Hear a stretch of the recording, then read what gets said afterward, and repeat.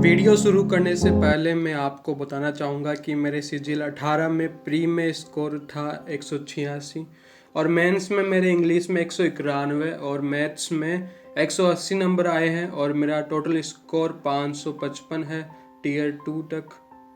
और सीजीएल 19 में मेरा स्कोर 187 है, जिसमें मेरे दोनों सब्जेक्ट्स इंग्लिश और मैथ में 50 में से 50 आए हैं। तो यदि आपको मेरे मार्क्स देखकर लगता है कि आप मेरे से कुछ सीख सकते हैं तो ये वीडियो लास्ट तक देखें। तो चलिए शुरू करते हैं।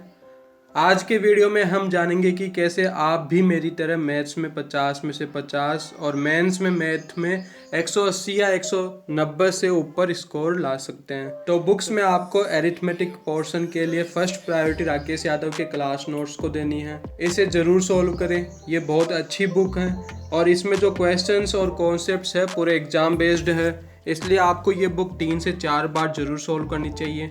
मैंने ये बुक 2 या 3 बार लगाई है, जिसका रिजल्ट आप देख रहे हैं। मेरे सीजीएल 18 में ही 180 मार्क्स आ गए थे और फिर सीजीएल 19 में मेरे 50 में से 50 आए हैं। इस बुक की खासियत यह है कि इसमें कुछ एक्स्ट्रा नहीं है और हर क्वेश्चन में आपको नया कॉन्सेप्ट सीखने को मिलेगा, जो कि एग्जाम बेस्ड रहता है और हर क्वेश्चन को यहाँ बहुत अच्छे से एक्सप्लेन कर रखा है। आपको मुझे नहीं लगता कोई दिक्कत आएगी यदि आप थोड़ा सा एफर्ट इसमें डालोगे तो। बाकी बुक के अलावा मैंने YouTube पर फ्री में अवेलेबल वीडियोस का यूज किया है। मैंने कोई पेड कोर्स नहीं खरीदा है, तो आप इस धारणा में कभी ना रहे कि आपके पास पेड कोर्स या अच्छे सोर्सेज नहीं है तो आप इस एग्ज़ाम को क्रैक नहीं कर सकते या अच्छे मार्क्स नहीं ला सकते। तो ऐसा कुछ नहीं है। मेरे मार्क्स देखो यार, मेरे से अच्छे क्या मार्क्स होंगे प्री में। 50 में से 50 मैथ्स में आए हैं और इंग्लिश में भी 50 में से 50 आए। बाकी सीजीएल 18 में आपको पता ही है मेरे क्या मार्क्स आए हैं। मैंने कोई राव, प्रताप या शर्मा जी के पेड कोर्स नहीं खरीदे।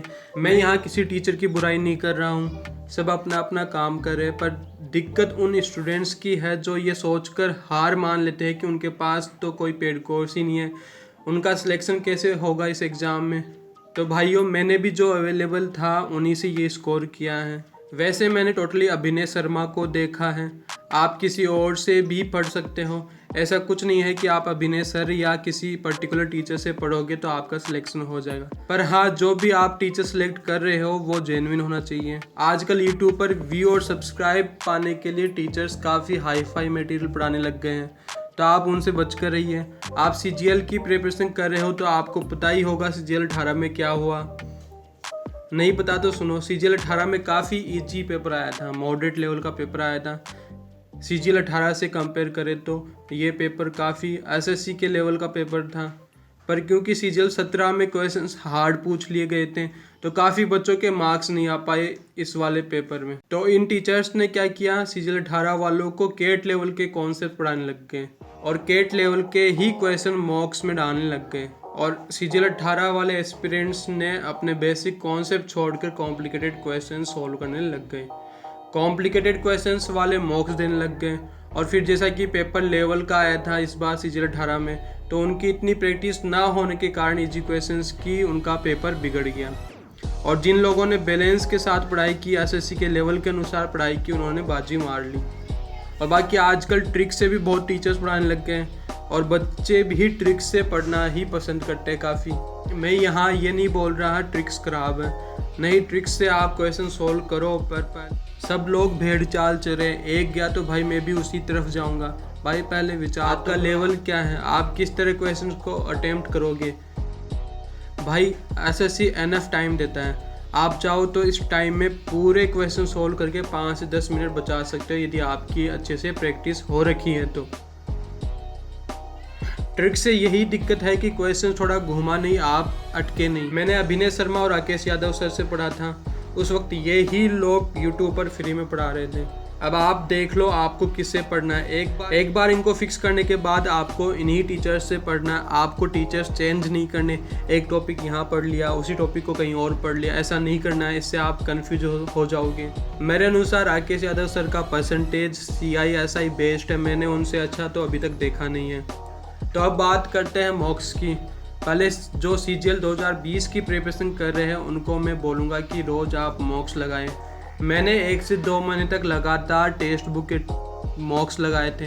टेक्स्ट बुक के जितने भी मॉक्स थे मैंने 1 से 2 महीने में कंप्लीट कर दिए थे।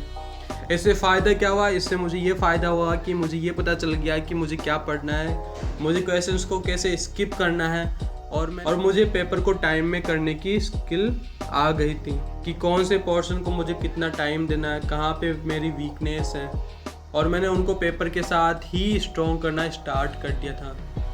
तो मेरे मार्क्स में काफ़ी अच्छा बदलाव आया था। मैंने कम से कम 30 से 40 मॉक्स देकर बढ़ाए हैं। तो भाई ये बहुत इंपॉर्टेंट है मॉक्स। आप मॉक्स से डायरेक्टली कॉन्सेप्ट्स को इम्प्लीमेंट करना सीख जाओगे, और साथ ही आप टाइम मैनेजमेंट, कौन से पोर्शन को कितना टाइम देना है, ये भी सीख जाओगे। इसके लिए मैं एक नया वीडियो बनाऊंगा। तो चलिए अब बात करते हैं जो टीयर 2 की इस साल प्रिपरेशन कर रहे हैं। वो अब मॉक्स नहीं लगा सकते इतने सारे। आपको वीक में एक बार मॉक्स ज़रूर देना चाहिए। मॉक्स से ही आपको पता चलेगा कि आपकी कहाँ वीकनेस है, आपको कैसे क्वेश्चंस को स्किप करना है, और कैसे आपको पेपर टाइम के अंडर करना है। काफ़ी लोग मॉक्स को इग्नोर करते हैं, वो कभी कभी अपना रिजल्ट देखकर घबरा जाते हैं। तो मैं उनको यही बोलूँगा कि आप रिजल्ट से ना घबराएं, आप अपने रिजल्ट को कंटिन्यूसली इम्प्रूव करते रहिए, अपने वीकनेस को स्ट्रॉन्ग करते रहिए। आपको वहाँ अल्टीमेटली पेपर ही देना है। क्या फ़ायदा आपकी नॉलेज का यदि आप अपनी नॉलेज का ऑप्टिमम आउटपुट नहीं ला पा रहे हो पेपर में। मुझे पता है कि मेरे से अच्छी नॉलेज रखने वाले बहुत सारे थे CGL 18 में, जिनका पेपर 8 से 10 क्वेश्चंस हार्ड आने के कारण बिगड़ गया था। पर उसके बाद क्या, गए 2-3 साल। CGL जो है बैंक में, तो फिर भी आपको हर साल पेपर देने को मिल जाता है। तो आपको वीक में एक बार मॉक्स देकर ज़रूर एग्जामिन करना चाहिए अपने आप को। इसके अलावा आप डेली क्या कर सकते हो, आपको 2 ही तो सब्जेक्ट्स पढ़ने हैं, तो एम्पल टाइम है आपके पास। तो आपको मैं सजेस्ट करूंगा कि रोज़ आधा पेपर सोल्व किया करो, मतलब 50 क्वेश्चन डेली प्रीवियस ईयर के सोल्व किया करो मैथ के।